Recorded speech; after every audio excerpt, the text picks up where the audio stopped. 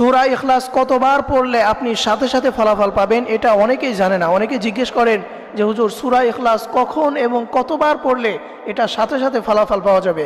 এটার জন্য সবথেকে ভালো যে সময় সেটা হচ্ছে শুক্রবার দিন আসরের নামাজের পর থেকে নিয়ে মাগরিবের আগ মুহূর্তে।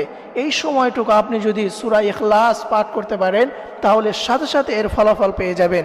এটা পড়ার নিয়ম হচ্ছে আপনি সর্বপ্রথম আপনি 3 বার দরুদ শরীফ পাঠ করবেন। দরুদের মধ্যে শ্রেষ্ঠ দরুদ হচ্ছে দরুদে ইব্রাহিম, অর্থাৎ যেটা আমরা নামাজের ভিতরে পড়ি, আল্লাহুম্মা সাল্লি আলা মুহাম্মাদ ওয়া আলা আলি মুহাম্মাদ কামা সাল্লাইতা আলা ইব্রাহিম ওয়া আলা আলি ইব্রাহিম ইন্নাকা হামিদুম মাজিদ, আল্লাহুম্মা বারিক আলা মুহাম্মাদ ওয়া আলা আলি মুহাম্মাদ কামা বারাকতা আলা ইব্রাহিম ওয়া আলা আলি ইব্রাহিম।